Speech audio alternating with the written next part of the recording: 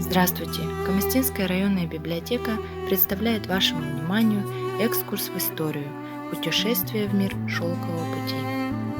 Более 2000 лет назад в Евразии появилась дорога, соединившая абсолютно не похожие друг на друга европейскую и азиатскую цивилизации. Великий шелковый путь позволил множеству народов получше узнать своих соседей, наладить торговлю, познакомиться с новейшими религиозными и философскими учениями и завязать дипломатические отношения с самыми далекими странами.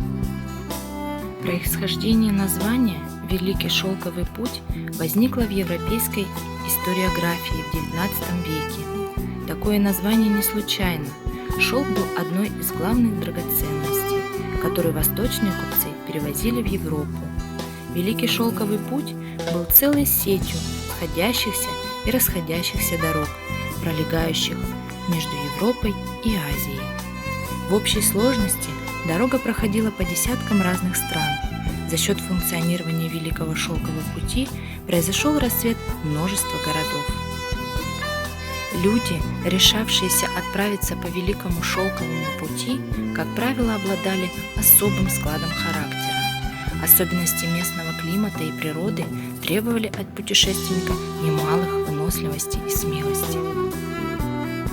Большая часть пути пролегала по бескрайним азиатским пустыням. Привычные для европейцев и китайцев лошади не были приспособлены для долгих переходов по пескам и сильно страдали от жажды.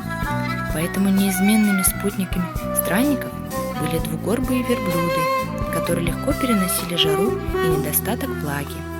К тому же местные верблюды обладали удивительным чутьем и могли без труда разыскивать небольшие подземные источники воды.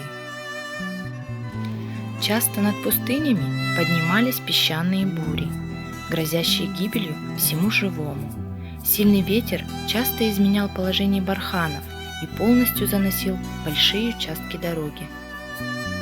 Однако путешественники должны были опасаться не только природных явлений, но и местных жителей. Несмотря на то, что пустыни многим кажутся практически непригодными для жизни, раньше здесь обитали представители многих кочевых народов.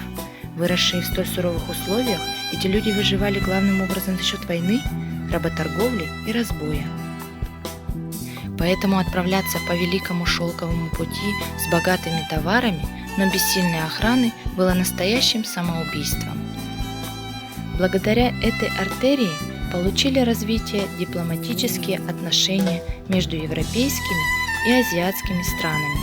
Возникло международное разделение труда, происходил обмен ресурсами и капиталами, укреплялись культурные связи, возникло множество богатых городов, развивалось международное торговое законодательство, возникла сложная инфраструктура, функционировавшая столетиями.